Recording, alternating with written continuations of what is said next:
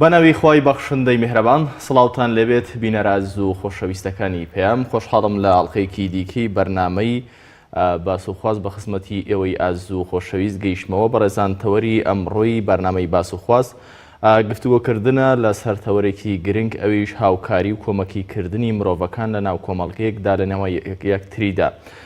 هاوکاریکردن چییە؟ ئەم هاوکاریانەی کە مرۆڤەکان لە ناوخۆیاندا لە ناو کۆمەڵگەیەک پێشکەشی یەکتری دەکەن چین؟ ئایا مەرجە هاوکاریەکان تەنها هاوکاری مادی بن یاخود زۆر جار هاوکارە معنەویەکان زۆر گەورەترن لە هاوکاریە مادیەکان؟ پێویستە مرۆڤەکان لە کۆمەڵگەیەکدا چۆن تەعاتوف و خۆشەویستی و هاوکاری و تەعاون کۆیان بکاتەوە؟ فەزڵ و گەورەی ئەو کەسانی کە لە کۆمەڵگەدا چاوێن لە یەکترە و ئەوانەی کە لەسەرەوەن چاوێن لەوانەی خواروترە لە هەردوو جانیبەکەوە، لە جانیبی مادی و لە جانیبی سەقافی و معریفیەوە پێویستە چۆن چاویان لە یەکتر بێت. لەسەر ئەم تەوەریە گفتوگۆی زیاتر دەکەین بە میوانداری زۆر بەڕێز مامۆستا سەرباز جەباری بانخواست لە سوودەکانمان. مامۆستای بەڕێز بەخێر بێن. مامۆستای بەڕێز، پایە و ڕێز و گەورەی مرۆڤ لە ئاینی پیرۆزی ئیسلامدا چییە و مرۆڤ وەکو کائینێکی چۆن وەسف کراوە لە قورئاندا؟ بەڵێ.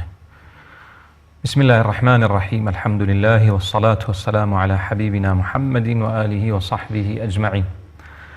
سڵاوی خوا لە جەنابتان و لەسەر جەمبینەران و بیسەران بێ. دیارە لە ڕوانگەی ئاینی پیرۆزی ئیسلامەوە مرۆڤ سەردار و گەورەی ئەم بوونەوەرەیە و خوای پەروەردگار ڕێزی زۆری لە مرۆڤەکان ناوە ئەوەی کە مرۆڤ بێ خاوەن ڕێزە. دواتریش ئەم مرۆڤە ئەگەر کۆمەڵێک مەرج کە خوای پەروەردگار بۆی داناوە جێبەجێیان کە کۆمەڵێک فەرمان جێبەجێکە پلەپای لای خوای پەروەردگار زیاترە بێ.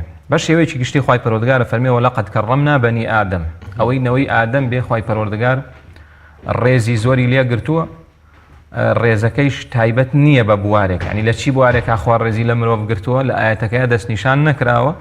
مانای وایە خوای پەروەردگار لە هەموو ڕۆکەوە ڕێزی لە مرۆڤە گرتووە، چێ بە پێدانی عەقڵ و بیر و ژیریەکەی بێ یان بەناردنی پەیام بێ بۆیان پەیام و پەیامبەران عەلەیهیم السەلات، یان بە مسەخەرکردنی ئەم کەونە بۆ مرۆڤ. بە هەر کامێک لەمانە خوای پەروەردگار ڕێزی لە مرۆڤەکان گرتووە و دواتریش خوا فەرزی کردووە کە ئێمە ڕێز لە یەکتر بگرین. بەڵێ، زۆر باشە. کەواتە ئەی فەلسەفە چییە لەمەدا کە خوای گەورە میلەتەکانی جیاواز دروست کردووە لەسەر گۆی زەوی هەرێکە و ڕەنگ و زمانێکیان هەیەوە لە ناو خودی کۆمەڵگەیەکیشدا مرۆڤەکان چین جیاوازن لە یەکتر، هەمویان لێک ئاستا دروست نەکراون.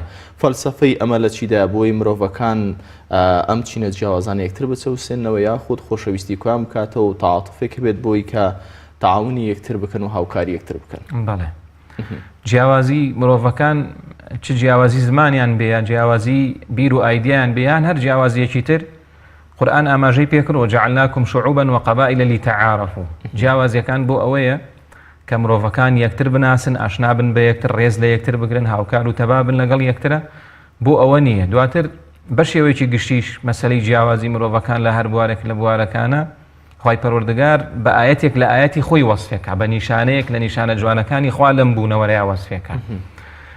بۆیە ئەوە جێی خۆیەتی مرۆڤ وا تێ نەگا لە جیاوازی مرۆڤەکان بە دیوە سەلبی و خراپەکەیە. بەداخۆ ئێمە زۆر جار نازانین مامەڵە لەگەڵ خیلاف و ڕاجعە بکەین لە هەر بوارێک هابێ ئەوە. لە کاتێکە ئەو خوای پەروەردگار بە ئاەتی خۆی وەسفێکات کە مرۆڤەکان زمانیان جیاوازە، ڕەنگیان جیاوازە و شتی تریشیان جیاوازە. ئەم جیاوازیە بۆ ئەوە نییە کە یەکتر بچەوسێنەوە، بەڵکو بۆ ئەوەیە کە زیاتر ڕێز لە یەکتر بگرن و ژیانیش جوان بێ. ئەگەر ژیان هەموو یەک ڕەنگ و یەک تایم بوایە ئەو خۆشی و چێژەی نەبوو بۆ مرۆڤایەتی. زۆر باش. کەواتە لە ناو کۆمەڵگەیەکیشدا ئەم جیاوازەی کە دەبیندرێت لە ڕووی ئاستەوە، لە ڕووی مادیەوە، لە ڕووی معنەویەوە، لە ڕووی سەقافیەوە، ئەمانە نیشانە و بەڵگەی گەورەی خوای گەورەن؟ بێگومان. ئەوە بە دیوێکە نیشانی گەورەی خوای پەروەردگارە و لە ئاەت تریشا خوای پەروەردگارە فەرمێوە ڕەفەعنا بعضکم فوق بعض درجات لیبلوکم یا وەڕەفەع بعضکم فوق بعض درجات لیبلوکم. ئەوەی کە مرۆڤەکان لە بڵین چی لەلایەنی مادی و معنەویەکە جیاوازن، بەرز و نزمیان تایە، ئەوە بۆ تاقیکردنەوەیە. ئەوە بۆ ئەوەیە کە خوای پەروەردگار ئەمەی کە نیەتی و ئەوەی کە هەیەتی چی هەبوونەکە هەر شتێک بێ تاقییان نکاتەوە بۆ خۆ فەلسفەی ژیانیش بریتێ لە تاقیکردنەوە. ئەوەی کە دەبینرێت ئەم جیاوازەیە هەندێک بۆ نمونە لە ڕووی مادیەوە هەست بە نەقز دەکات، دەڵێت زۆر جار پرسیار دەکات بۆچی خوای گەورە سەرۆت و سامانێکی وهای نەداوە بە من بەڵام داوێتی بە کەسێکی دیکە. شریعەتی ئیسلام هاتووە چارەسەری ئەمەشی کردووە ئەم جیاوازیە لەگەڵەوەی کە وەکو بەڕێزان ئاماژەتان پێکرد نیشانەی گەورەی خوا، بەڵام لە هەمان کاتدا چارەسەری ئەمەشی کردووە، بەڵام ئەوانەی کە ملزمن کە ئەم شریعەتە جێبەجێ بکەن ئەوان جێبەجیان نەکردووە. ئەمە تا چەند وایە؟ بەڵێ بەگومان زیاتر نەقسی مادیەکەیە، جیاوازی مادیەکەیە. بەڵێ جیاوازی مادیەکە هەر بۆ خۆی بریتێ لە حکمەتی ژیان، بێتێ لە تاقیکردنەوەکە. دیارە لای خوای پەروەردگار دنیا بە دیوە مادیەکەیە هیچ نرخۆبەهایەکی نییە. لا فرمودي پیغمبر عليه الصلاة والسلام لو كانت الدنيا تعدل عند الله جناح بعوضة ما سقى كافرا شربة. اگر ام دنیا تێکڕا بەدی و مادیەکانێک بەدی و معنیەکە، چونکە لای ئەمە دنیا بەدی و معنیەکەیە زۆر بە نرخە لە لامان و خۆشیشمانەوە ئیشیشی بۆکەین، بەڵام دنیا بەدی و مادیەکەیە لای خۆی پەروەردگار هیچ نرخێکی نییە. بۆیە ئەبینی زۆر جار خەڵکی بێباوەڕ و ئەوانە هەبووترن لە خەڵکی مسلمان. نابێ مسلمان لێرەیە واتێ بگا کە ئەمە خۆی پەروەردگار خۆشی ناوێ. یعنی بۆ نمونە کە من نیمە و کەسێکی دوور لە خوایش هەیەتی زۆر هەڵەیەواتیە بگەم ئەمە خوای پەروەردگار ئەوی خۆشێ بۆیە دنیای داوە بوو، چکە دنیا لای خوای پەروەردگار نرخی نییە. کە نرخشی نەبێ خوای پەروەردگار إن الله يعطي الدنيا من يحب ومن لا يحب، پێغەمبەری خوا عليه الصلاة والسلام خۆ ئەم دنیای وا دروست کردووە ئەوەی خۆشێوێ ئەیداتێ، ئەوەی خۆشی ناوێ هەر ئەیداتێ. بگرە بە پێی ئاەتی قورئان لە سورەی زوخرفا خوای پەروەردگار باسیەوە کە ئەگەر لەبەر دڵی مسلمانان نەبووایە خوای پەروەردگار سقف و دەرەجی خانووی بێباوەڕانی ئەگەر بە زێڕوزی و ولولا أن يكون الناس أمة واحدة لجعلنا لمن يكفر بالرحمن لبيوتهم سقفا من فضة ومعارج عليها يظهرون. خواهي قولا فرمي لبر أو نبوة خلق همي برو كفر بباور شو أوي بباور سقف خانوكيش بوكر بزير روزي وخواهي پروردگار فرمي معناي وا الدنيا بدي و ماديك هيش نرخيشيني ابو انسان بو چونکە دواتریش کە مرۆڤەچێ بە دەستی خاڵیەچێ، یعنی کە ئەم دنیاە بەجێ ئێڵێ وەڵی تاقیکردنەوەکە. وەلای ئێمە مردن کۆتایی هێنان بە ژیان نییە لە ڕوانگەی ئیسلامەوە. لە ڕوانگەی ئیسلامەوە مردن سەرەتای ژیانە کە ئینسان ئەمرێ لە ڕوانگەی ئیسلامەوە تر لێوە ژیان دەست پێکە. وەمە لای کافریش وایە، عەفوو لای کافریش وایە، بەڵام لە کاتێک کە حەقیقەتەکان بە چاوی خۆیە بینێ. ئەو خۆی گەورە لە قورئان فەرمێ کافر لەو دنیاڵە یا لەیتەنی قەدەمت لحەیاتی. ئەم جۆرە بیرکردنەوەیە لە فەلسەفەی ئیسلامیدا ئەم جۆرە فکرە وەکەم فەرموودەی پێشتر بەڕێستان ئاماژەتان پێکرد تەسیری لەسەر مسلمانان نەبوو بۆی کە لانی مادی لەسەر گۆی زەویدا زۆر گرنگی پێنەدەن. زۆر جار ئەوانەی کە ڕەخنە لە فکری ئیسلامی دەگرن بە تایبەت باس لەوە دەکەن ئەم جۆرە فکرێ وای کردووە کە کۆمەڵگەی شەرقی شەرق الئەوسەد بە تایبەت کۆمەڵگەی مسلمانان تووشی دواکەوتووی ببن.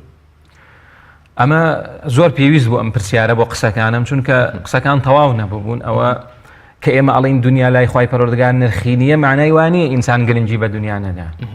پێغەمبەری خوا عەلەیهی سەڵات وسەلام عەمری کوڕی عاس پیاوێکی زۆر زیرەک و وریا بوو کە تازە مسلمان بوو، دوای چەند مانگێک کردی بە بەرپرس و ناردی لەگەڵ سریەیەکە. فەرمی بڕۆ لەگەڵ ئەو سریایە سەرکەوتووە بن و غەنیمەتیشتان دەسەکەوێ.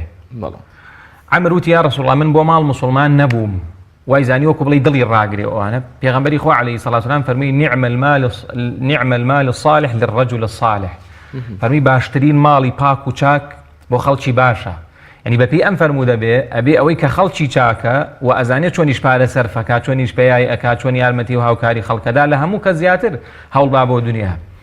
بۆی ئێمە ئەگەر سەیری سەحابەی پێغەمبەریش بکەین عەلەیهی سەڵات وسەلام وانە بوون، عەشەرەی مبەشەرەوانەی موژدەی بەهەشتیان پێدراوە هەمویان لە لووتکەی دەوڵەمەندیا بوون، نەک فەقیر و هەژار بن. ئەوە بەداخەوە ئێمە ئەو زوهد و دنیا نەویستی وشتە لە فەلسەفەیەکە ئێتر بە ناوی تەسەووفەوە بوو بێ هەر شتێ بوو بێ ڕووی کردووەتە مسلمانان زۆر زەرەری لێداوین. ئێمە کاڵین دنیا نرخی نییە معنای وانە هەوڵ بۆ دنیا نەدەین. نە ئەبێ مسلمان وەکو حەدیثەکە فەرمووی باشترین ماڵ بۆ باشترین کەسە. زۆر باشە. کەواتە ئەم جۆرە بیرکردنەوەی کە هاتووتە ناو کۆمەڵگەی مسلمانانەوە ئەمە لە یەکێک لە قۆناغەکان وەکو بەڕێز ئاماژەت پێکرد لە قۆناغی تەسەووفدا هاتووتە ناو فکری ئیسلامی و کاریگەریەکەی تاوکو ئێستا ماوەتەوە. ئەگەر نا بنچینە و بنەڕەتی ئیسلام شتێکی دیکەیە بێگومان بۆ پێی زۆربەی سەحابەکان و هەتا وەکو عوسمانی کوڕی عەفان ڕەزای خوای لەسەر بێت تاجیرێکی گەورە بۆ گرنگێکی زۆریشی بە دنیا داوە. هەڵە تێگەیشتن لە هەندێک چەمک و مەفهومی ئیسلامی زۆر زەرەری لە کۆمەڵگەی مسلمانان داوە. یەک لەوانە هەڵە تێگەیشتن لە مەسەلەی زوهد یعنی ئەوەی کە ئینسان دنیای نێ. بەڵام ئیمامی عەلی کە صحابی پێغەمبەر لە هەموو کەس باشتر لە قورئان و لە سونەت حاڵی بوون، ئەفەرمێ لەیسە الزهد ألا تملك شيئا. ئەفەرمێ بە هیچ شێوەیە لە دینی ئێمە ئەوە نییە کە ئینسان هیچ شتێکی نەبێ. زهد لای ئێمە ئەوە پێناسەکەی نیە لای صحابی پێغەمبەر عەلەیهی سەڵات وسەلام. إنما الزهد ألا يملكك شيء. زهد ئەوەیە تۆ نەبی بە مڵکی شتەکان، تۆ نەبی بە مڵکی دنیا، تۆ نەبی بە مڵکی پارە و سامان و سەروەت.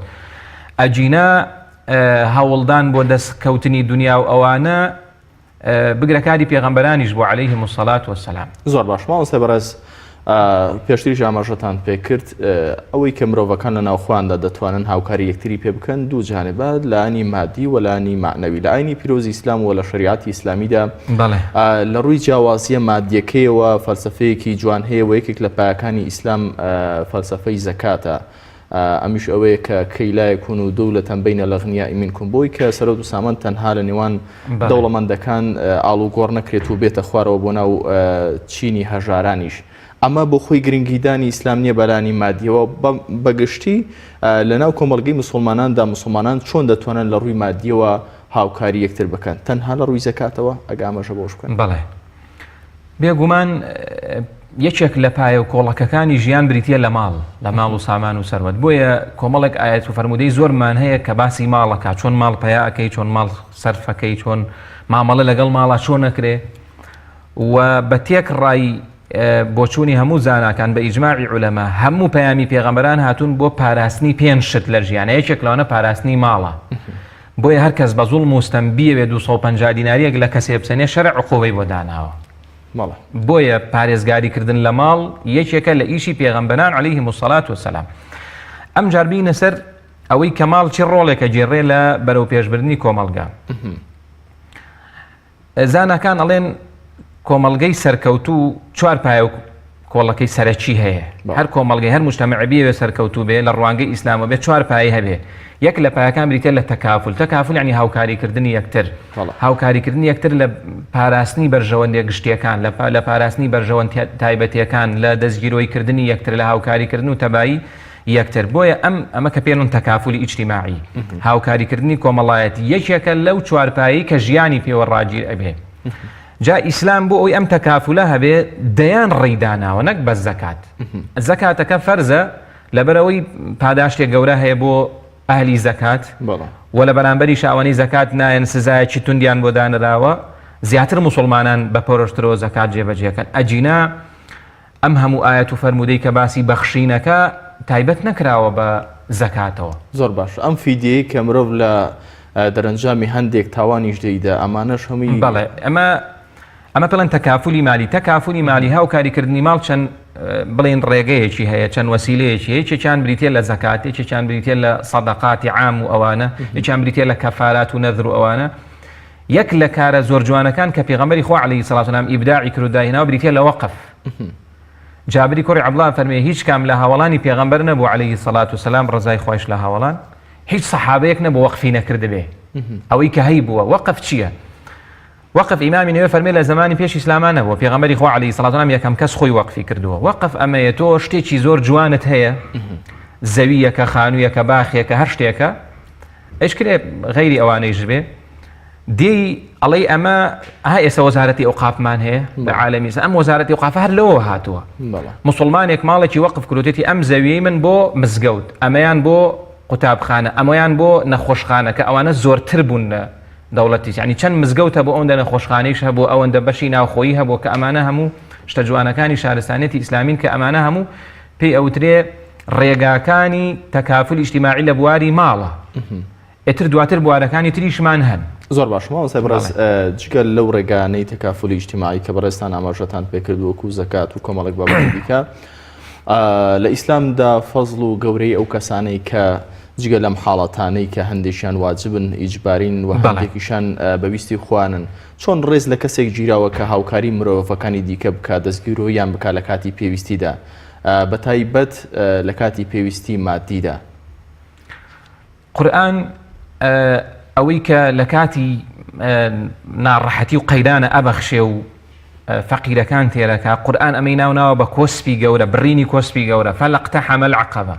خی گەورە فەرمێ مرۆڤ هێشتا کۆسپی گەورەی دینداری نەبڕیوە، وما أدراك ما العقبة كۆسپی گەورەی دینداری چیە ببڕی فەک و ڕەقەبەتین ئەو ئیطعام في يوم ذي مسغبة دووشت باسەکە خوای گەورە هەردوو شتی کۆمەڵایەتین یەکەمیان ئازادکردنی مرۆڤەکانە لە کۆیلایەتی کە ئەو دیارە ئیسلام جاری تریش باسمان کردو ئیسلام کۆیلایەتی دانەهێناوە بەڵکو کۆیلایەتی هەڵگرتووە و نەیهێشتووە بە شێوەیەکی گشتی دواترە فەرمێ ئەو ئیطعام في يوم ذي مسغبة خوای گەورە فەرمێ بڕینی کۆسپی گەورە بۆ ئینسان لە دینداریە ئەوەیە بتوانێ خواردن با بە خەڵکی برسی و هەژار و نەدار لە ڕۆژی گرانی و قات و قڕیە کە ئەوە خوای پەروەردگار ناویناوە ئەمە یەک وەک بڵێ کەسێک کە ئێتر قۆناغێکی زۆر باشی بڕی بێ لە دینداریە بۆیە زۆر جار لە ئاەتەکانی قورئانی پیرۆزە زۆربەی ئەو شوێنانی کە خوای پەروەردگار باسی نوێژەکە باسی زەکاتیشەکە ابن عباس فەرمێ ئەو کەسەی نوێژ بکە و زەکات نەیە ئەوە نوێژەکەی قبول نییە یعنی چی ئەمە بە شێوەیەکی گشتی وایە فەرمێ مانای وایە لە ئیسلامە چۆن عیبادەتی شخصی هەیە کە نوێژ و خواپەرستی و نزیک بوونەوە لەخوا بە هەمان شێوە عیبادەتێکی تریشمانەیە کە هاوکاریکردنی مرۆڤەکانە کە ئەمیش هیچی لە نوێژەکە کەمتر نییە بەڵام ناکرێ خەڵکێک بەداخەوە ئێستا خەڵکێک شەیتان فێری ئەم فێڵەی کردوون ئەڵێ من نوێژ ناکەم بەڵام هاوکاری خەڵکەکەم ئەم دوانە ڕەبتن بەیەکەوە هەردووکیان بکە زۆر باشە کەواتە مامۆستای بەڕێز ئاماژەت بە ئەم ئاەتە پیرۆزە کرد ئەو ئیطعام في يوم ذي مسغبة کەواتە ئێستا هەندێک لە موسڵمانان ئێستا کە بینەری ئەم بەرنامهێن لە بەردەم تاقیکردنەوە کۆسپێکی ئیمانی گەورەدان ئەویش ئەوەیە بە تایبەت لەم قەیرانەدارایی ئێستا کە هەبوونە و خواپێداون بەڵام کۆمەڵە کەسانێک هەن کە نەبوون ئایا ئەم موسڵمانەی کە سەر ئەم کۆسپەدا سەر ناکەوێت دەتوانین بڵین موسڵمانێکی ئیمان لاوازە بێگومان پێغەمبەری خوا عليه الصلاة والسلام فەرمێ ما آمن بي من بات شبعان وجار وجائع إلى جنبي وهو يعلم إمام بخاري لكتاب أدب المفرد هنا أفرمي باوەڕی بە من نییە پێغەمبەر صلی الله عليه وسلم هەر کەسێک بۆ خۆی شەو بخەوێ و تێر بێ و دراوسەکەی لە پەنایە برسی بێ پێ بزانێ چۆ جاری وایە خەڵکێکە برسیە زۆر بە ئەدەب و بەوەیە یعنی زۆر عەفافی هەیە داوا ناکات دەستپان ناکاتەوە بۆیە پێغەمبەری خوا عليه الصلاة والسلام حسابی نائیمانداری کردەوە بۆ کەسێک کە خۆی تێرە و دراوسەکەی برسیە ئەتر خۆ دراوسێ مەفهومێکی ئەوەی هەیە یەکێک لە پەناتە یەکێک لە کۆمەڵگاکەتە ئەنەوە هەموو دراوسەی دوور و نزیکمان هەیە کەوات بەپێی ئەم فەرمودەی پێغەمبەر عليه الصلاة والسلام کەسێک کە بۆ خۆی تێرە و غەمی خەڵکی نییە باوەڕەکەی یا زۆر لاوازەیە نەماوە ما ئامانەکە هەردوو ماناکە هەڵەنگرێ ئەوەی ئەمڕۆ کە ڕوودەدات مسلمانان لە چینێکدان مادەیەکی باشیان لەبەردەستداوە هەندێکیان لە چینێکدان بەڕاستی زۆر چەوسێنراونەتەوە بە هەر هۆکارێکی سیاسی بێ یاخود هەر هۆکارێکی دیکە بێت کەواتە بەڕێزان ئامۆژگاریتان چییە بۆ ئەو مسلمانانەی کە خواپێداون لەوەها حاڵەتێکدا چۆن دەستگیرۆیی ئەم خەڵکانی دیکە بکەن بەڵێ خوای گەورە لە قورئانە ئەفەرمێ دوای ئەوەی کە فەرمانەکە ببەخشین دواییش وەکو بەڵێنێک ئەفەرمێ وما ئەنفەقتم من شيء فهو يخلفه دڵنیابە لەوەی کە ئەی بەخشی خوای پەروەردگار جێکەی پڕەکاتەوە زۆر باشە یعنی ئەمە ئاەتی خوایە ئەگەر ئینسان باوەڕی پێ نەبێ زۆر کێش هەیە بە عەمەلی کەواتە خوای گەورە خۆی دەفەرمێ کە شوێنی ئەم بەخشینەش پڕ دەکات بێگومان ئەی مسلمانان بۆچی وها ترسنۆکن لە بەخشین حتمما مسلمانان نەکەر لە بەخشینە لە زۆرێک لە بوارەکانی ترا ئێمە لەبەر ئیمان لاوازی خۆمان ولا دواتر لەبەر شوێنکەوتنی فرت و فێڵی شەیتان چکە الشەیطان یعیدکم الفقر شەیتان هەمیشە خوتورکەی ئەوە بۆ ئینسان دروستەکە ئەڵێ تۆ هەژارە بی ئەم پارە بۆ ئەبەخشی بە هەژاری دیان ترسێ بەڵێ بەڵام خوای پەروەردگار بەڵێنی دەوڵەمەنی و لێخۆشبوونتان پێدەدا یعنی خوای گەورە بەڵێنی داوە فەرمێ ئەو ماڵە من خۆم پێم داوی بیبەخشە بۆی شپڕەکەمەوە و پێغەمبەری خوا عليه الصلاة والسلام فەرمێ سێش سوێنیان لەسەر خوایەک لەوانە ئەفەرمێ ما نەقەسەت صەدەقەة من مال بە دڵنیاییەوە ئەو ماڵی کە ئیبەخشی ماڵەکەی تۆ کەم ناکە ماڵەکەت بۆ پاک و خاوێ نەکاتەوە خوای پەروەردگار بۆی شپڕەکات و ئەمە ڕەنگە بە عەمەلی زۆر بەمان بینی بێتمان هەر کەس بەپێی گیرفانی خۆی بەڵێ یعنی خەڵکێک ڕەنگ بێ گیرفانی وا بێ 1000 دیناری بەخشی بێ دوای خوای پەروەردگار 1000 زیاتری بۆ ناردووە وەشتی لەو بابەتە زیاتریش کە احتیمالێ من و تۆیش ڕۆژانە بەسەرمانە حاڵەتی وات بێ مسلمانێک هەر نەک پێویستیشی پێ بوو بێ خۆ ئەمە بوارەکانی بەخشین زۆر یەک لەوانە هەدیەیە خۆ هەدیە بەخشین بۆ دەوڵەمەنیش دروستە برایەک دەوڵەمەن و هەر هەدیەیەکی دەیتێ دڵی خۆشەکەی تەهاد و تەحاب و پێغەمبەری خوا عەلەیهی سەڵات و سەلام فەرمووی دوای خوای پەروەردگار لەو هەدیە گەورەتر و باشترت بۆ ئەنێرێ تاقیکەنەوە زۆر باشە ماوەسای بەڕێز مرۆڤەکان جگە لە مادە لە ناو کۆمەڵگەیەکدا لە ناو چوارچێوەی کۆمەڵگەیەکدا پێویستیان تەنها بە بەخشینی مادە هەیە یاخود پێویستیان زۆر جار بە بەخشینی لانی معنەوی هەیە، پێویستیان بە ئامۆژگاری هەیە، پێویستیان بە تەربیەیەکی ئەخلاقی هەیە لە ناو کۆمەڵگەدا، پێویستیان بە زۆر شتی دیکەی معنەوی هەیە کە زۆر جار لە جانبی مادیەکە زۆر گرنگترن بۆ کۆمەڵگا. ئەگەر ئاماژەیەک بەمە بێگومان زۆر ماڵ هەیە ئێستا لەو کوردستانەی ئێمەیە پێویستی بە زەردەخەنەیەکە، پێویستی بەوەیە کە کەسێک مناڵەکەی بۆ پەروەردەکە، پێویستی بەوەیە کە کەسێک قسەیەکی خێر بۆ مێردەکەی بکایە بۆ خێزانەکەی کە لەگەڵ یەکترا خراپن. زۆر ماڵمان هەیە ئێستا لە بواری مادەیە هیچیان نوقسان نییە، بەڵام بڕۆ ژیانیان وەکو چۆنەڵێ لە دۆزەخان، چکە ژیانی ڕۆحیان لاوازە. ئەم ماڵە پێویستیان بە مادە نییە، پێویستیان بە قسەی خەیرە. لای ئێمە ئافرەتێک هەبوو بڵین مێردەکەی نەما بوو ئەوانە ئەیو من پێویستم بە پارە نییە لە مادیا زۆر بێکێشم، بەس پێویستم بەوەی خەڵکی بێت دوو قسەی خێر بۆ مناڵەکەم بکە. ئەمە بەڕاستی زۆر گرنگە و پێشینانی ئێمە وابوون لە دوور و لە نزیکە. ئەمڕۆ شتێکم خوێندەوە مامۆستا ئەحمەدی شەریعە خوای گەورە بیپارێزێ لە کتێبی پاییزەبرا هێناوێتی باسی ئەومان بۆ کە خەڵکی ئێمە چۆن هاوکاری خەڵکیان کرۆ ڕووداوە کە بەسەر مامۆستا کاک ئەحمەدی شێخا هاتووە کە ئەو بڵین کوڕی شێخ معروفی نۆدەییە. شێخ معروفی نۆدەیی زیاتر لە 6 ساڵ تەدریسی کرۆ، زۆرترین علم و زانست و زانیاری نووسیوە و کوڕەکەیشی کاک ئەحمەدی شێخ کە ئێستا گۆڕەکەی لە مزگەوتی گەورە دیارە بەداخە ئەوان و خۆیان وانە بوون، خۆیان پیاوی زۆر باش بوون. بەسەر هاتەکە مامۆستا شێخ سدیق بۆی جێڕاوەتەوە ئەڵێ چوومە گوندێک لە لای مەریوان لە بڵین کوردستانی ڕۆژهەڵات، گوندی سوورەکەڵ یا کەوڵە شتێکی ئاوهایە سوور کەوڵ.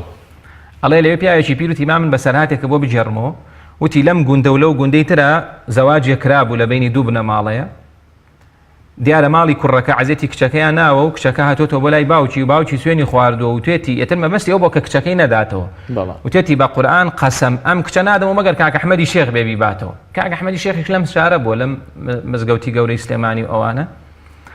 دواتر قەدەرەن وا ڕێکەکەوێ پیاوێک لەم گوندەوە ڕێکەوێتە سلێمانی، لەوێت دەچێتە مزگەوتی گەورە و قسە و باس وانە ئەڵێ وڵای حاڵەتێکی وا لە گوندی ئەمە ڕوویداوە و کابرا کێشەیەکی کۆمەڵایەتی هەیە و سوێنی خواردووە کاک ئەحمەدی شێخ نەیە ئەوە نەبێ. قسەکە ئاگاتەوە بە کاک ئەحمەدی شێخ هەزار ڕەحمەتی لێوێ.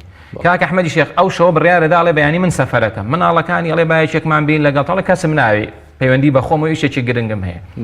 ئەچێ بۆ ماڵەکە بۆ ئەو لادەیە دۆزێتەوە لە مەرێتن چەندێکی پێچوە حتمما بە پێچوە ئەو کاتە ماڵەکە ئەدۆزێتەوە و لە دەرگایانەدا ئەوانیش فەرمووی لێکەن و کەسێکی غەریبە نازان کاک ئەحمەدی شێخە نان و چایەکیان لەگەڵا ئەخوا و جا ئەڵێ لە ڕووداوەکەی ئەوەیشی تێڵێ ئافرەتی جاران کە ئاهاتن بە خێراتنی خەڵکیانە کرد ئەگەر ژن بواە سەرپۆشێکی لەسەرا بوو کچیش وایە سەرپۆشێک عرف و عادەتی کوردەواری وابوو سەرپۆشەکان جیاواز یعنی هەردوو ئافرەتێن بە خێراتنی کاک ئەحمەدی شێخەکان هەردووکیان سەرپۆشی ژنیان لەسەرا کچی کابرا و ژنی کابرا کاک ئەحمەدی شێخ شەڵێمە دوو خێزانت هەیە شکور ئەڵێنە وەڵا قوربانەوەیەکیان کچمە ئەڵێ ئەی بۆ سەرپۆشەکەی ژنە ئەتر باسەکەی بۆ ئەکا ئەڵێ ئەی بۆی نایگێڕیتەوە ئەڵێ وەڵای تازە زەحمەتە شتی وا سوێنەکەی من هەر چاک نابێ ئەڵێ بۆ چاک نابێ ئەڵێ من سوێنم خواردۆ تا کاک ئەحمەدی شێخ نەیە ئەڵێ دەی من ئەحمەدم ناڵێ کاک ئەحمەدی شێخ ئەڵێ کام ئەحمەد ئەڵێ من کاک ئەحمەدی شێخ تر کابرا هەڵەسێ دەست و قاچی ماچەکە و داوای لێبردنی لێکا و ئەنێرنە گوندەکە و تر خەڵکی گوند هەموو دێن بۆ زیارەتی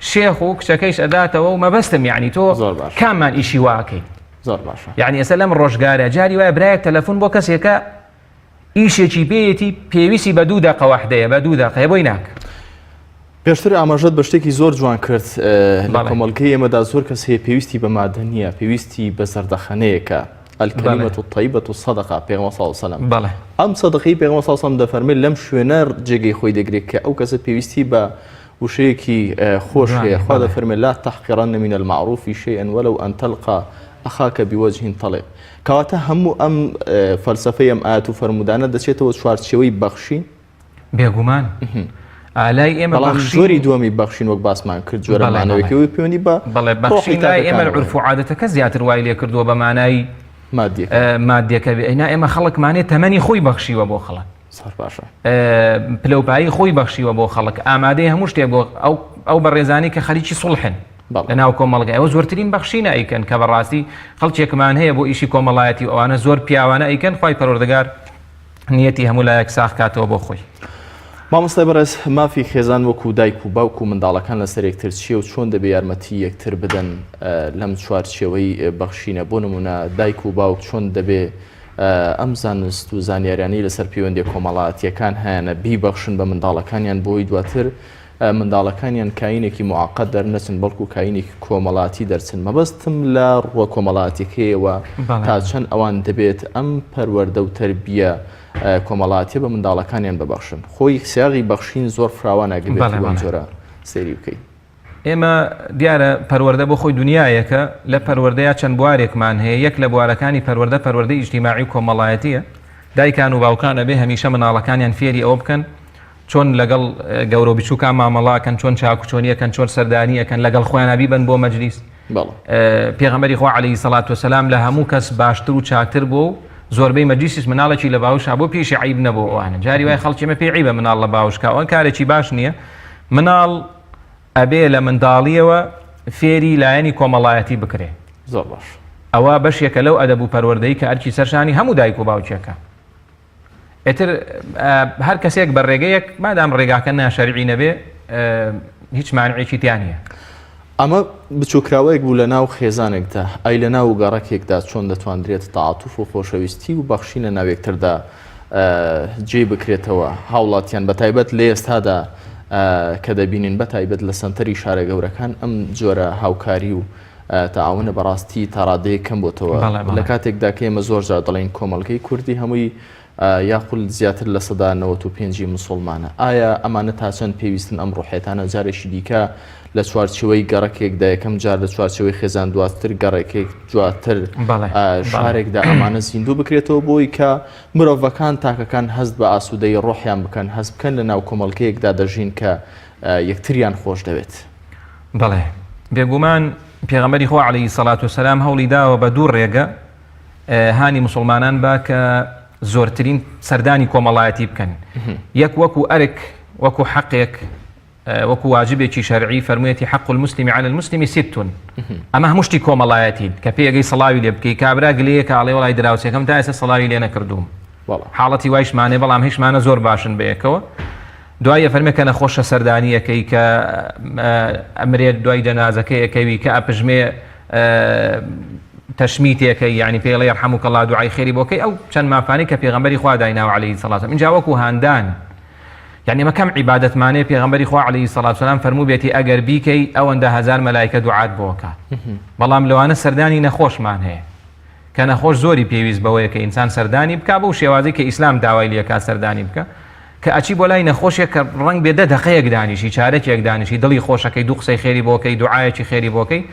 پێغەمبەری خوا عەلەیهی سەڵات وسەلام ئەفەرمێ ئەگەر بەیانی بچێ سەر لە بەیانەکەی بچێ تاوەکو ئێوارە 7,000 مەلایکە دوعای بۆکە، ئێوارە بچێ تاوەکو بەیانی 7,000 مەلایکە دوعای خێری بۆکە. ئەم جار بەداخەوە ئێمە خراپ بەکارهێنانی ئەم تەکنەلۆژیای وای لێکردوین زۆر زەرەرمان کردووە. یەک لەو زەرەرانە ئەم زەرەرە کۆمەڵایەتی هەیە.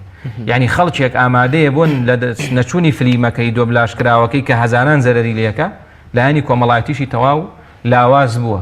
20 ماڵێن زۆر جار خەڵکە ئەچێ بۆ ماڵان ێسەوای لێ هاتووە یەکسەر ئەڵێ هینەکەم بۆ بکەرەوە خەتەکە ئێتر قسەوشت لەگەڵ یەکترا ناکەن، قسە لەگەڵ ئالەت و ئامێراکەن. ئەوەش بەڕاستی زۆر ئەوە بەڕاستی ئەزمەیەکی زۆر گەورەیە. بۆی ئێمە زۆر جار وتومانە وەکو ئامۆژگاری وتومانە لە ژووری میوانە با تەلەڤیزۆن نەبێ. ئەو کەسانی کە بۆیان نەکرێ ئیشیان بە خەت نییە با لە ماڵ تا خەت نەبێ. ئەم خەتکڕین و پارەدانە بە خەت و ئەوانە ماڵت وێرانەکە با تەلەڤیزۆن هەبێ ئاگال لە دنیا و چی و ئەوانە بێ. بەڵام لە ژووری میوانە کابرا بۆیە دێ بۆ میوانی. من جارێک چوون بۆ میوانی وتم ئەگەر بۆ تەلەڤیزۆن باتمە شاشەکەی خۆمان گەورەتر بوو لەو شاشەی ئەوە بۆ نەهاتم سەیری تەلەڤیزۆن هاتم دوو قسە بکەین. زۆر باشە. ئێستا گەنجەکانمان وایە لێت و هەر نازانن بە خێراتنی یەکتر بکەن. ئەوە بەڕاستی زۆر زەرەری لێکەین. ئەبێ پیرەکان ئەوانەی کە تەمەنێکیانێ نێرن ئەمە ڕووبە کە بەڕاستی ئەوە زۆر هەڵەیە ڕووی تێکردوین. خوای پەروەردگار بمان مامۆستا بەڕێز پیرەکان و بەتەمەنەکان زۆر جار بە حوکمیەوەی کە لە سەردەمێکدا ژیاون ئەم تەکنۆلۆژیا و کۆمەڵێک بابەت نەبووە گەنجەکان ئێستا بەڕوویاندا تا ڕادەیەک هەڵدەشاخێن وە بە چاوێک هەندێک جار سەیریان دەکەن کە نەما ئەوان دواکەوتوو بن. ئەگەر بێت و گەنجەکان و ئەم جیلەی ئێستا لە ڕووی ئەم پەیوەندیە کۆمەڵاتیانەوە سود لە بەخشینی ئامۆژگارەکانی بەتەمەنەکان وەرنەگرن ئەی ئەرکی چەیە کە کۆمەڵگە و ئەم یاسا کۆمەڵاتی و ئەم پەروەردە کۆمەڵاتیانە ڕێک بخاتەوە نهێڵێ بە تەواوەتی کۆمەڵگە بەرەو داڕوخان بڕات. من دەمەوێت بەر لەوەی وەڵام پرسیارەکەم دەیتەوە ئاماژە بە شتێ بکەم. ئەم قەیرانەی کە ئێستا هەرێمی کوردستانی گرتووەتەوە ڕەنگە کۆمەڵە کەسانێک بەهۆی نەبوونی پارەوە تووشی دزی ببن کە ئەمە یەکێک لە نەقسە کۆمەڵاتیەکان لەوانەیە تووشی هەندێک خەڵکانێک تووشی بەدڕەوشتی ببن. بەڵام ئەمانە دوای ئەوەی کەم قەیرانە تێپەڕی دواتر ئەم مرۆڤانە نابنەوە بە مرۆڤێکی ساغ و سەلیم لە ڕووی کۆمەڵاتێکەوە کەواتە ئەسڵ لە ئەم قەیرانەدا برسێتەکە نییە، ئەسڵ لەوەدا کە پەیوەندی کۆمەڵاتیەکان تێک دەچن. پرسیارەکەی من دەمەوێت لەم ڕۆ بیکەم ئەرکی چێ کە نهێڵێت هەتاوەکو ئەم قەیرانە تێپەڕ دەبێت ئەم پەیوەندی کۆمەڵاتیانە ئەم یاسا کۆمەڵاتیانە تێک نەڕوخێن، چونکە وەک دەوترێت ئەوەی کە ئەم یاسا کۆمەڵاتیە جوانانەی بۆ بەم شێوەیە ڕێکخستووە مامۆستاکەی پێغەمبەران بوون، خۆجارێکی کە پێغەمبەرێکی تر ناتەوە مرۆڤەکان فێری ئەم یاسا کۆمەڵاتیانەکاتەوە. ئەرکی چێ نهێڵێت ئەم یاسا کۆمەڵاتیانە تێک بچن لەوها قەیرانێکدا؟ بەڵێ سەلەی گۆڕینی خراپە و چەسپاندنی چاکە ئەرکی هەموو کەسێکە، هەر کەس بە پێی خۆی. بۆی هەیە پیاوێکی بەتەمەن زۆر لە مامۆستایەکی ئاینی زۆر باشتر بزانێت بوارە کۆمەڵایەتەکان چۆن ئەسازێنێ لە ناو کۆمەلگایە و چۆن یارمەتی خەڵکەیە کە بواری کۆمەڵایەتیان بەهێز بێت. لەبەرەوە ئەو ئەرکی هەمومانە، ئەرکی دایکان و باوکان، ئەرکی مامۆستایانە، ئەرکی ئەو کەسانەیە کە پرۆگرامی خوێندندانن، ئەرکی مامۆستایانی ئاینی، ئەرکی بانخوازان، ئەرکی ئیعلامە. ئەوە ئەرکی هەر هەمومانە کە کارێک بکەین نێلین پەیوەندی کۆمەڵایەتیەکان لاواز بێ. ئەمجار سستی نەکەین بەڕاستی. ئێمە زۆر جار وەکو مسلمان ئەوەی کە خەڵکی مزگەوت و ئەوانەیە زۆر جار بە پاساوی نەفەوتاندنی نوێژێکە عیبادەتێک ئامادە نین بچین کارێک بکەین. لە کاتێک عەبدوڵای کوڕی عەباس ڕەزای خۆیان لەبێت لە ئیعتیکافا بوو لە مزگەوتی پێغەمبەر عەلەیهی سەڵات وسەلام، پیاوێک هات وتی کێشەیەکم هەیە لەگەڵ پیاوێکا و حەل نابێ ئەوانە ڕەنگ بە دوو قسەی تۆ چارەسەر بێ. لە شەرعی ئیعتیکاف و عیبادەتەیە کە نابێ بچیتە دەر لە مزگەوت. عەبدوڵای کوڕی عەباس شوێ دەرەوە لەگەڵ عالم چوو کێشەکەی بۆ چارەسەر کرد، دوایی گەڕایەوە. یەکێک لەو کەسانی کە لە مزگەوتەکەیە بوتی چۆنە بێ ئیعتیکاف بەجێ بێڵی، وتی گوێم لە پێغەمبەری خوا بوو عەلەیهی سەڵات وسەلام، فەرموویەتی بچم کارێک بۆ مسلمانێک ڕاپەڕێنم، ئیشێکی بۆ جێبەجێ بکەم، ئەوەم پێ خۆشترە لە یەک مانگ ئیعتیکاف لەم مزگەوتەی پێغەمبەر عەلەیهی سەڵات وسەلام کە لەوێ نوێژ 1/1000. کەواتە سنتەرەکە مرۆڤە. بارەکەڵا. ئەوە بۆیە زۆر گرنگە، یعنی مەسەلەی ئەوەی کە ئیشێ بۆ مسلمانێکەکەی بۆی هەیە لە ئیعتیکافی مانگەکەت زۆر باشتر بێ. وەک فەرموودی پێغەمبەریش عەلەیهی سەڵات وسەلام، وەکوتم ئیشەکەت ڕەنگ بێجاری وایە بە 2 دقە تەلەفۆن بکرێ. زۆر باشە. خەڵکانێک یاخو توێژێکی وەکو کەم ئەندامان و پیر و پەکەوتەکان و بێوژنەکان و ئەوانەی کە نەخۆشن و بە ساڵدا چوون، ئەرکی چێ کە چاویان لەوان بێت، هەم لە ڕووی پێدانی سۆز و خۆشەویستی هەم لە ڕووی مادیەوە چاویان لێبێت، پێویستە منداڵەکانیان یاخود چێ لە کۆمەڵگەدا چاویان لە ئەوان بێت؟ بەڵێ بەتایبەت لە ئێستادا کە هەرێمی کوردستان دووبارەی دەکەمەوە لەوها قەیرانێکدا ئەمانە زۆرترین زەختیان کەوتۆتە سەرشان لە جانبی مادیەکەوە. بەڵێ ئەو کەسانی کە زیاتر پێداویستیان هەیە لە کۆمەڵگایە، ئیسلام زیاتر فەرمانی کردووە ئاگامان لێیان بێ و دەستباریان بگرین و هاوکاریان بکەین. پرسیاریان کرد لە پێغەمبەری خوا عەلەیهی سەڵات وسەلام خۆشەویستترین کردەوە چییە لای خوا؟ فەرمووی سرور تدخیل عەلی مسلم، فەرمووی دڵخۆشکردنی مسلمانێکە، ئەو تەکشف عنه کوڕبەتەن، یا ناڕەحەتیەکی لەسەر لابەری. و جاری وایە ناڕەحەتەکە بە قسەیەکە، جاری وایە ڕەنگە مریشێکی وە بکڕی ناڕەحەتەکەی لەسەر لابچێ. ئێستا ئێمە الحەمدوللا دەوڵەمەندمان هەیە لەم شارە و لە شارەکانی تریشە هەموو مانگە بڕیوێتەوە 10 مریشی 20 مریشی بۆ ئەخەماڵی وایە مشکلیان لەسەر مریشی بۆ دروستە بێ. گەنجێکە وەڵێ منیش پێویستم بە خواردنەوە پێویستی پێێتی کوڕبەکەی ئەوەیە کە ئەوەی بۆ بکڕی هەیە، ئەو تەقضی عنه دەینەن، کابرا قەرزارە و قەرزەکەی بۆ لەسەر لابەری، ئەو تەطرد عنه جوعا، یا برسێتی لەسەر لابەری پێغەمبەری خوا عەلەیهی سەڵات وسەلام. ئەمجار فەرموودەکەی فەرموو پێغەمبەر صلی الله علیه و سلم فەرمی لەگەڵ مسلمانێکا بچم ئیشەکەی بۆ جێبەجێکەم، ئەوم پێخۆشترە لە ئیعتیکافی یەکمان. کەوابوو ئەوەی کە تا پێداویستی زیاتر بێ، ئیش بۆکردنی ئەجر و پاداشتی زیاترە. ئەوە بەڕاستی یعنی زۆر گرنگە کە ئێمە ئاگامان لەو کەسانە بێ کە خاوەن پێداویستی تایبەتن، کەم ئەندامن، نەخۆشن، هەر کامێک لەمانن، ئەبێ زیاتر ئینسان مراعاتیان بکاوە. پێغەمبەری خوا عەلەیهی سەڵات وسەلام بەو هەموو سەرقاڵیەی نەخۆشێک نەبووە سەردانینەکە، بێباوکێک نەبووە ئاگای لێ نەبێ، ژندارێک نەبووە بەشێکی زیادەی لە جەنگا بۆ دانەنا. لە کاتی جەنگە هەر کاتێک غەنیمەت دابەشکراوە پێغەمبەری خوا عەلەیهی سەڵات وسەلام فەرمێتی ئەو جەنگاوەری خاو خێزانی هەیە 2 بەشی بۆ دانن، 2 سەهم، ئەوەی خێزانی نیە و ئەعزەب و ڕەبەن و ئەوەیە 1 بەشی بۆ دانن. ئەمە هەموو پێغەمبەر عەلەیهی سەڵات وسەلام ئاگای لە تاک تاکی کۆمەڵگاکەی بۆ، بۆیە خۆشەویست بۆ و سەرکەوتوو بوو. کەواتە مامۆستای بەڕێز لە ئاینی پیرۆزی ئیسلامدا ئەوەی کە لە قسەکانی بەڕێستەوە بۆم دەرکەوت ئەوەیە کە ئەوانەی کە لە لایەنی مادیەوە خوا پێداون زیاتر تەکلیفیان دەکەوێتە سەرشان بۆ هاوکاریکردنی چین و توێژە هەژارەکانی ناو کۆمەڵگا ئەوانەی کە لە ڕووی سەقافی و لە ڕووی کۆمەڵاتەکان ئەوانەی کە پێشتر باسمان کرد لە ئامۆژگاریکردن ئەوانیش هەر تەکلیفی بەخشینی عیلمەکان دەکەوێتە سەرشان بێگومان زۆر باشە کەواتە لە ئێستادا ئەرکی چەیە کە زیاتر هاوکاری و دەستگیرۆی خەڵکی هەژار بکەن ئامۆژگاری چیوەکو دوا پرسیار بۆ ئەوانەی کە خوا پێداون لە ڕووی مادیەوە بەڵێ ئەوەی کە خوای پەروەردگار پێدا و دڵنیا بێ لەوەی کە ماڵ لای هیچ کەسێک نامێنێتەوە و ئەم بوونەوەرە بە ماڵ و بە هەر شتێک کە هەیەی هەمووی خوای پەروەردگارە و دڵنیایش بێ لەوەی هەموو ڕۆژێک مەلایکەتێک لە ئاسمانەوە دابست دوو مەلایکەت یەکێکیان دوعا بۆەوە کە ئەبەخشەوەیان دوعا لەوە کە نابەخشێ لە خوای ماڵەکەی لە ناوبەریە باسی بەخشی لە عامە لەوێ حەدیثەکە بۆی ئەو کەسی کە هەیەی دڵنیا بێ کە ئەمە تاسەر نییە ئیمامی شافعی فەرمێ نەخۆشی تاسەرە نەهەبوونی نەخۆشی نەنەبوونی دنیا هەروایە لەبەرەوە ئەو کەسی کە هەیەی عاقڵ ئەو کەسەیە کە وەکو پێغەمبەری خوا عەلەیهی سەڵاتو وەسەلام فەرمێ پارەکەی ئەنێرێ بۆ خۆی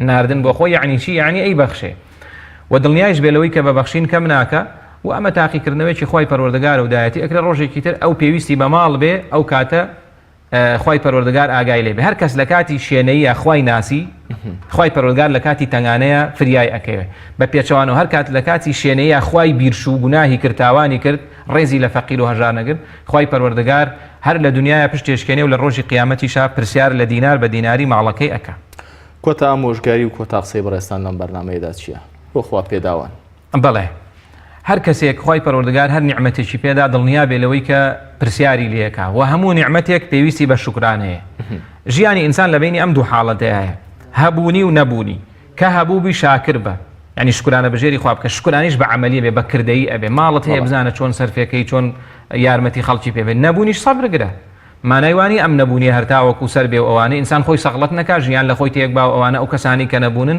مانایوانیە تا سەر هەروە بن چونکە وەکو ئیمامی شافعی فەرمووی هیچیان بەردەوام نابن زۆر بەڕێز مامۆستا سەربەت جەباری بانخواز لە ئەستودیۆکانمان لە شاری سلێمانی و ڕاستەوخۆ لەگەڵ مامون لە ماڵقەی بەرنامەی باسوخواز سپاس بە ئامادەبوونی سپاس بۆ جەنابتان جەزاکم بەڕێزان بەم جۆرە کۆتاییمان هێنا بە ماڵقەی بەرنامەی باسوخواز تا بە گەیشتنەوە لە ئەڵقەیەکی دیکە و تەورەیەکی دیکە هەموو لایەکتان بەخوای میهرەبان دەسپێرین خواتان لەگەڵ